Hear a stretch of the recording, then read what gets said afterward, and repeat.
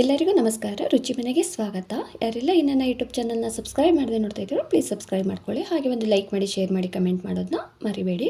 ಎಲ್ಲರಿಗೂ ನವರಾತ್ರಿ ಹಬ್ಬದ ಆರ್ಥಿಕ ಶುಭಾಶಯಗಳು. ಇದು ನವರಾತ್ರಿಯ 7ನೇ ದಿನದ ವ್ಲಾಗ್. ನವರಾತ್ರಿ 7ನೇ ದಿನ ಕಾಳರಾತ್ರಿ ದೇವಿನ ಪೂಜಿಸೋ ದಿವಸ.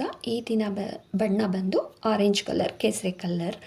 ಇವತ್ತು ನಾವು ಸ್ವಲ್ಪ ಪೂಜೆ ಬೇಗನೆ ಮುಗಿಸಿ ಹೊರಗಡೆ ಹೋಗಬೇಕಾಗಿತ್ತು, ಅಂದರೆ ಹೊಸಕೋಟೆಗೆ ಹೋಗಬೇಕಾಗಿತ್ತು. ಹಾಗಾಗಿ ಬೇಗನೆ ಪೂಜೆ ಮುಗಿಸ್ಬೇಕು ಅಂತ ಹೇಳಿ ಒಂದು 5:30 ಒಳಗಡೆ ಎಲ್ಲ ನಾವು ಪೂಜೆ ಮುಗಿಸಿದ್ವಿ. ನಮಗೂ ನೈಟಲ್ಲಿ ಫೋನ್ ಮಾಡಿ ಇದ್ದಕ್ಕಿದ್ದಂಗೆ ಬಂದ್ರಿ ಬೆಳಗ್ಗೆನೆ ಅಂತ ಹೇಳಿದ್ರು. ಆವಾಗ ನಾನು ಪೂಜೆ ಬೇರೆ ಮಾಡಬೇಕಾಗಿತ್ತಲ್ಲ, ನವರಾತ್ರಿ ಪೂಜೆ. ಅದಕ್ಕೆ ಅತ್ತಿಗೆಗೆ ಹೇಳಿದೆ ನಾನು, ನೀವಿಬ್ಬರೇ ಹೋಗಿ ಬಂದಿನ ಬರಲ್ಲ ಅಂತ. ಆಮೇಲೆ ಅದಕ್ಕೆ ಇಲ್ಲ ಬಿಡು, ಬೆಳಗ್ಗೆ ಎಲ್ಲರೂ ಒಟ್ಟಿಗೆ ಹೋಗೋಣ ಅಂತಲೇ ಹೇಳಿದ್ರು. ಸರಿ ಅಂತ ಹೇಳಿ ನಾವು ಪೂಜೆ ಸ್ಟಾರ್ಟ್ ಮಾಡಿಬಿಟ್ಟಿದ್ವಲ್ಲ. ಇವಾಗ 6-7 ದಿವಸದಿಂದ ಮಾಡ್ಕೊಂಡ್ಬಂದಿದ್ವಿ. ಇವಾಗ ಸಡನ್ನಾಗಿ ಒಂದು ದಿವಸ ಮಾಡಿಲ್ಲ ಅಂತಂದರೆ ಏನೋ ಒಂಥರ ಅಂತ ಹೇಳಿ ಪೂಜೆ ಮಾಡಿಬಿಟ್ಟೆ ಹೋಗೋಣ ಅಂತ ಅಂದ್ಕೊಂಡ್ವಿ. ಬೆಳಗ್ಗೆ ಬೇಗ ಬಿಟ್ಟರು ಒಂದು 8 ಗಂಟೆಗೆಲ್ಲ ಊರಿಗೆ ಹೋಗ್ತೀವಿ ಅಂತ ಅಂದ್ಕೊಂಡ್ವಿ.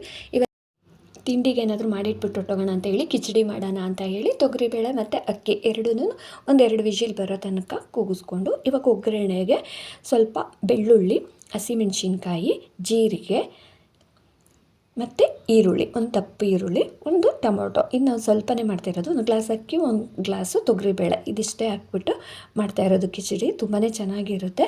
ಇವಾಗ ರುಚಿಗೆ ತಕ್ಕಷ್ಟು ಉಪ್ಪು. ನಾವು ಅಕ್ಕಿಗೂ ಉಪ್ಪು ಹಾಕ್ಕೊಂಡಿರ್ತೀವಲ್ಲ, ಅಕ್ಕಿನೂ ಮತ್ತು ಬೇಳೆ ಬೇಯಿಸ್ಬೇಕಾದ್ರೆ ನೋಡ್ಕೊಂಡು ಉಪ್ಪು ಹಾಕ್ಕೊಳ್ರಿ. ಉಪ್ಪು, ಸ್ವಲ್ಪ ಅರಿಶಿನ, ಅದಕ್ಕೆ ಸ್ವಲ್ಪ ಧನಿಯಾ ಪೌಡ್ರು ಮತ್ತು ಸ್ವಲ್ಪ ಚಿಲ್ಲಿ ಪೌಡ್ರು. ಖಾರಕ್ಕೆ ನಾವು ಹಸಿಮೆಣ್ಸಿನ್ಕಾಯಿ ಫಸ್ಟೇ ಹಾಕಿದ್ದೀವಲ್ಲ, ನೋಡಿಕೊಂಡು ನಾವು ಖಾರದ ಪುಡಿನ ಹಾಕ್ಕೋಬೇಕು. ಇವಾಗ ಇದಿಷ್ಟನ್ನು ಚೆನ್ನಾಗಿ ಒಗ್ಗರಣೆ ಮಾಡಿಕೊಂಡು ಕೊನೆಯಲ್ಲಿ ಸ್ವಲ್ಪ ಗರಂ ಮಸಾಲೆ, 1 ಸ್ಪೂನ್ ಆಗೋಷ್ಟು ಗರಂ ಮಸಾಲೆ ಹಾಕ್ಕೊಂಡ್ರೆ ಸಾಕು. ಇದು ಒಳ್ಳೆ ಘಮ ಬರ್ತಾ ಇರುತ್ತೆ, ಅಂದರೆ ಬೆಳ್ಳುಳ್ಳಿ ಎಲ್ಲ ನಾವು ಒಗ್ಗರಣೆಗೆ ಹಾಕಿರ್ತೀವಲ್ಲ, ಹಾಗಾಗಿ ಒಳ್ಳೆ ಘಮ ಬರ್ತಾ ಇರುತ್ತೆ.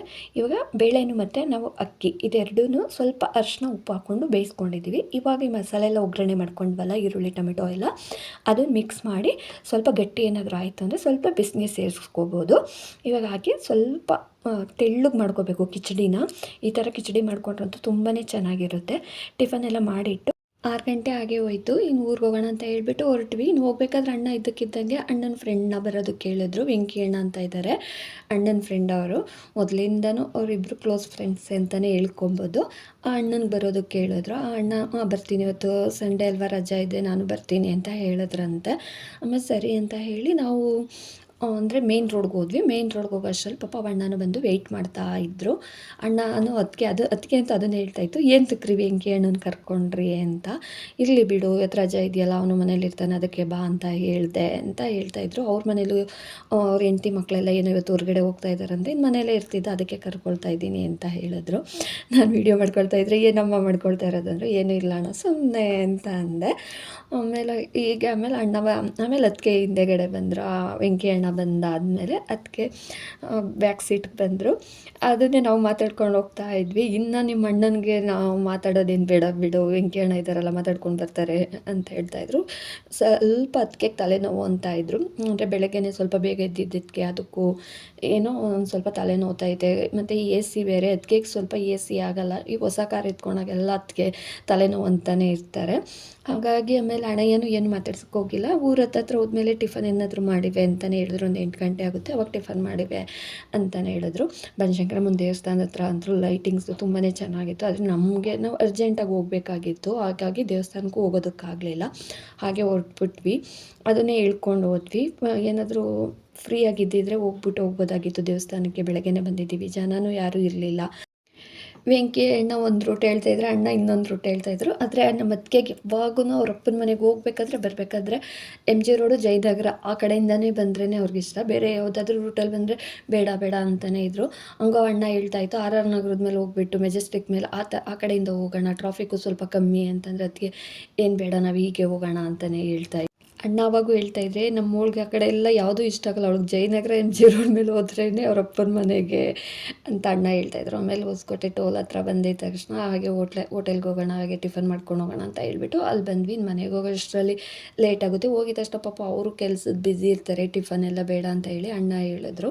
ಸರಿ ಅಂತ ಹೇಳ್ಬಿಟ್ಟು ಟಿಫನ್ ಮುಗಿಸ್ಕೊಂಡು ಬಂದ್ವಿ. ನಮ್ಮ ಅತ್ತಿಗೆ ಊರ ಕಡೆ ಬಂದರೆ ಪರಿಸರ ನೋಡಿದ್ರೇ ಏನೋ ಒಂಥರ ಖುಷಿ. ಅದು ಬೆಳಿಗ್ಗೆ ಅಂತೂ ತುಂಬಾ ಚೆನ್ನಾಗಿತ್ತು. ಅದರಲ್ಲೂ ಹೂಕೋಸು ಮತ್ತು ಗೆಡ್ಡೆಕೋಸು ಆ ಥರ ಎಲ್ಲ ಗಿಡಗಳು, ಕ್ಯಾರೆಟು ಅದೆಲ್ಲ ನೋಡಿ ತುಂಬಾ ಖುಷಿಯಾಗುತ್ತೆ. ಊರ ಎಂಟ್ರೆನ್ಸಲ್ಲಿ ಗಣಪನ ದೇವಸ್ಥಾನ, ಗಣಪಂಗೊಂದು ನಮಸ್ಕಾರ ಹಾಕ್ಕೊಂಡು ಹೊರಟ್ವಿ. ನಾವು ಹೋಗೋ ಅಷ್ಟರಲ್ಲಿ ಅಡುಗೆ ಕೆಲಸ ಎಲ್ಲ ಸ್ಟಾರ್ಟ್ ಆಗಿತ್ತು.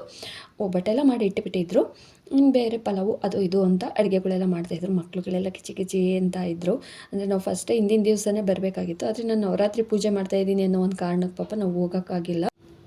ಅತ್ತಿಗೆಯವ್ರ ಅಣ್ಣನ ಹೆಂಡ್ತಿ ಮತ್ತು ತಮ್ಮನ ಹೆಂಡ್ತಿ ಅವರೇ ಎಲ್ಲ ರೆಡಿ ಮಾಡ್ಕೊಂಡಿದ್ರು. ಮತ್ತು ಅತ್ತಿಗೆ ಅವರು ಬಂದಿದ್ದರು. ಎಲ್ಲರೂ ಬರೀ ಅತ್ತಿಗೆ ಈ ಥರನೇ ಬರುತ್ತೆ. ನಮ್ಮ ಅತ್ತಿಗೆಗೆ ಅವ್ರ ಅತ್ತಿಗೆ ಈ ಥರ ತುಂಬ ಚೆನ್ನಾಗಿರುತ್ತೆ. ಎಲ್ಲ ಫ್ರೆಂಡ್ಲಿಯಾಗಿ ನಾವೆಲ್ಲ ಒಂದೇ ಮನೆ ಥರ, ಒಂದೇ ಕುಟುಂಬದವ್ರ ಥರ ನಾವು ಏನಾದರೂ ಅಪರೂಪಕ್ಕೆ ಹಬ್ಬಗಳಿಗೆ ಫಂಕ್ಷನ್ಗಳಿಗೆ ಸೇರಿದ್ರೆ ತುಂಬಾ ಚೆನ್ನಾಗಿರುತ್ತೆ. ನಾವು ಹೋಗಿದ್ದಾದಮೇಲೆ ಇವಳು ಸ್ಫೂರ್ತಿ ಫೋನ್ ತೊಗೊಂಡು ವೀಡಿಯೋ ಮಾಡ್ತೀನಿ ನಾನು, ಅತ್ತೆ ವ್ಲಾಗ್ ಮಾಡ್ತೀನಿ ಅಂತ ಹಿಡ್ಕೊಂಡು ಓಡಾಡ್ತಾಯಿದ್ಲು. ಆಮೇಲೆ ಅತ್ತಿಗೆಯವ್ರ ಮಾವನ ಮೊಮ್ಮಕ್ಕಳುಗಳೆಲ್ಲ ಅವರೆಲ್ಲರೂ ಬಂದು ನಾನು ವೀಡಿಯೋ ಮಾಡ್ತೀನಿ ಅಂತಲೇ ಇದು ಮಾಡ್ತಾಯಿದ್ರು. ಸರಿ ಏನೋ ಮಾಡಿರಿ ಅಂತ ಅಂದ್ಬಿಟ್ಟು ಅಡುಗೆ ಮಾಡೋದ್ರಲ್ಲಿ ನಾವು ಬ್ಯುಸಿಯಾಗೋದ್ವಿ. ಅಂದರೆ ಪಲಾವ್ ಅವೆಲ್ಲ ಮಾಡಬೇಕಾಗಿತ್ತು. ನಾವು ಅದರಲ್ಲಿ ಬ್ಯುಸಿ ಆದ್ವಿ. ಇಬ್ಬರು ಮಕ್ಳುಗಳೆಲ್ಲರೂ ಇವ್ರ ಫೋನ್ಗಳು ತೊಗೊಂಡು ಇವ್ರು ಆಟ ಆಡ್ಕೊಂಡು ಇವ್ರು ಕುಂತಿದ್ರು. ಅಷ್ಟರಲ್ಲಿ ಇವಳು ಸಾನು ಬಂದಳು. ಸಾನು ಅತ್ತಿಗೆ ಮೊಮ್ಮಗಳು. ಅಜ್ಜಿ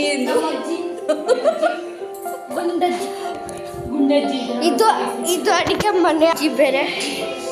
ಇಲ್ಲಿ ನಮ್ಮ ಅಣ್ಣ, ಇಲ್ಲಿ ರಶ್ಮಿ ಅತ್ತೆ, ಇಲ್ಲಿ ಬಿಟ್ಟು ಅಣ್ಣ ಈಗ ನಮ್ಮ ಮಮ್ಮಿ ಫೋನ್ ಇಟ್ಕೊಂಡು ಯೂಸ್ ಮಾಡ್ತಾರೆ. ಇದು ಪ್ರಜ್ವಲ್ಕ, ಇದು ಅನಿಲ್, ಪೂರ್ತಿ ಅಕ್ಕ, ಚೇತು,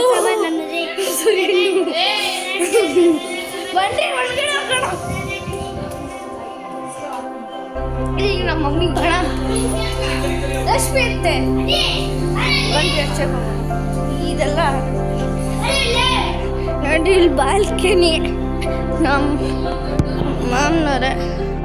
ನಾವು ಫಂಕ್ಷನ್ ಎಲ್ಲ ಮುಗಿಸ್ಕೊಂಡು ಇನ್ನು ಹೊರಡೋಣ ಅಂತ ಬಂದ್ವಿ. ಇವ್ರ ಮೌನ ಸಹನ ಉಜ್ಜಿ ಇವರಂತೂ ಅತ್ತೆ ಹೋಗಬೇಡ ಅಂತ ಹೇಳಿ ಎಲ್ಲ ಏನೋ ಇದು ಮಾಡ್ಕೊಂಡು ಬರ್ತಾಯಿದ್ವಿ. ಆದರೆ ನಾವು ಬಂದಿದ್ದು ಒಂದು 8 ಗಂಟೆ ಹಂಗೆ, ಮನೆ ಬಿಟ್ಟಿದ್ದು ಆಗಲೇ 3 ಗಂಟೆಗೆಲ್ಲ. ಅಲ್ಲಿ ನಾವು ಮನೆ ಬಿಟ್ವಿ. ಇನ್ನು 3 ಗಂಟೆಗೆ ಇಲ್ಲಿ ಬಿಟ್ಟರೆ ನಾವು ಹೋಗೋದಕ್ಕೂ 5:30 6 ಗಂಟೆ ಆಗುತ್ತೆ ಅಂತ ಹೇಳಿ ಸ್ವಲ್ಪ ಬೇಗನೆ ಹೋಗೋಣ ಅಂತೇಳಿ. ಅಣ್ಣ ಬಂದರೆ ಅಂತೂ ಇರೋದಕ್ಕಾಗಲ್ಲ. ನಾವು ಆದರೆ ಅದಕ್ಕೆ ಆದರೆ ಒಂದು ಅರ್ಧ ಅವರ್ 1 ಅವರ್ ಅಂತ ಇವಳು ಸ್ಫೂರ್ತಿ ಅಂತೂ ಬಿಡ್ತಾನೇ ಇಲ್ಲ. ಬಾತೆ ಅಂತ ಹೇಳಿ ಇಲ್ಲ ಹೋಗ್ತೀವಿ ಇರು ಅಂತ ಹೇಳಿ ಬರ್ತಾಯಿದ್ವಿ. ಅಣ್ಣ ಅಂತೂ ಫಸ್ಟೇ ಹೋಗಿ ಕೂತ್ಬಿಟ್ಟಿದ್ರು. ಅದಕ್ಕೆ ಪಾಪ ಅವರಪ್ಪನ ಮನೆಗೆ ಹೋದರೆ ಬರೋದಕ್ಕೆ ಆಸೆ ಆಗಲ್ವಲ್ಲ. ಮನಸ್ಸೇ ಇರಲಿಲ್ಲ ನಮ್ಮ ಅತ್ತಿಗೆಗೆ. ಪದ್ದುನು ಮತ್ತು ಮಾಲಕ ಫಸ್ಟೇ ಎತ್ಕೋತಿದ್ರು. ಅಂದರೆ ಇವಾಗ ಮಾಲಕ್ಕವ್ರ ಮನೆಗೆ ಹೋಗಬೇಕಾಗಿತ್ತು. ಮಾಲಕ್ಕ ಅವ್ರ ಅಕ್ಕಂಗೆ ಹುಷಾರಿರಲಿಲ್ಲ. ಅವ್ರನ್ನ ಹಾಗೆ ಮಾತಾಡಿಸ್ಕೊಂಡು ಮಾಲಕ್ಕನಲ್ಲಿ ಬಿಟ್ಬಿಟ್ಟು ಬರೋಣ ಅಂತ ಹೇಳಿ ಹೊಟ್ವಿ. ಪದ್ದು ನಾನು ಹಾಗೆ ಕರಿತಿದ್ದು. ವನಿತಕ್ಕಂತೂ ಫುಲ್ಲು ಅಳ್ತಾ ಇತ್ತು. ಅಂದರೆ ಅಳೋ ಥರ ಡ್ರಾಮಾ ಮಾಡ್ತಾಯಿತ್ತು. ಇಲ್ಲಿಗೆ ಇವತ್ತಿನ ಈ ವ್ಲಾಗ್ ಎಂಡ್ ಆಗುತ್ತಿದೆ. Thank you.